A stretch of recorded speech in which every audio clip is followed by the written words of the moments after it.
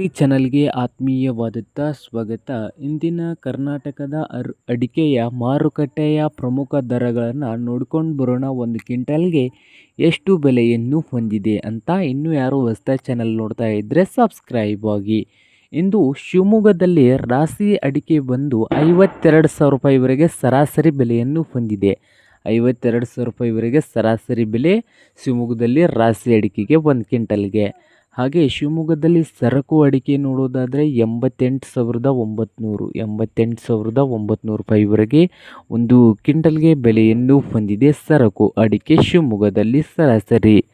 ಹಾಗೆ ತೀರ್ಥಹಳ್ಳಿಯಲ್ಲಿ ರಾಶಿ ಅಡಿಕೆ ಬಂದು 52,000. ತೀರ್ಥಹಳ್ಳಿಯಲ್ಲಿ ರಾಶಿ ಅಡಿಕೆ ಬಂದು 52,000 ರೂಪಾಯಿವರೆಗೆ ಬೆಲೆಯನ್ನು ಹೊಂದಿದೆ.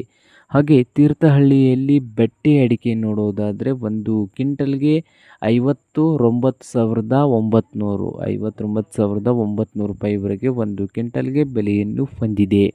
ಹಾಗೆ ಸಾಗರದಲ್ಲಿ ರಾಶಿ ಅಡಿಕೆ ಬಂದು 50,800 ರೂಪಾಯಿವರೆಗೆ ಸಾಗರದಲ್ಲಿ. ಹಾಗೆ ಶಿಕಾರಿಪುರದಲ್ಲಿ ರಾಶಿ ಅಡಿಕೆ ಬಂದು 50,000 ರೂಪಾಯಿವರೆಗೆ ಒಂದು ಕ್ವಿಂಟಲ್ಗೆ ಬೆಲೆಯನ್ನು ಹೊಂದಿದೆ. ಹಾಗೆ ಚನ್ನಗಿರಿಯಲ್ಲಿ ರಾಶಿ ಅಡಿಕೆ 52,300 ರೂಪಾಯಿವರೆಗೆ ಬೆಲೆಯನ್ನು ಹೊಂದಿದ್ದು, ಚಿತ್ರದುರ್ಗದಲ್ಲಿ ರಾಶಿ ಅಡಿಕೆ 52,300 ರೂಪಾಯಿ.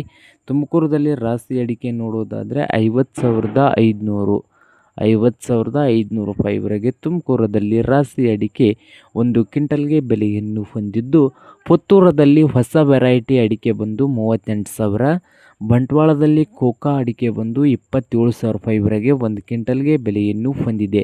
ಶಿವಮೊಗ್ಗದಲ್ಲಿ ಸರಕು ಅಡಿಕೆ ಬಂದು ಒಂದು ಕ್ವಿಂಟಲ್ಗೆ ಗರಿಷ್ಠ ದರ 89,000 ರೂಪಾಯಿವರೆಗೆ ಬೆಲೆಯು ದಾಖಲೆಗೊಂಡಿದೆ. ಶೃಂಗೇರಿಯಲ್ಲಿ ಹೊಸ ಅಡಿಕೆ ಬಂದು 67,000ದಿಂದ 86,200 ರೂಪಾಯಿವರೆಗೆ ದಾಖಲೆಯನ್ನು ಹೊಂದಿದೆ. ಇದು ಇಂದಿನ ಅಡಿಕೆಯ ಧಾರಣೆ ಆಗಿದೆ.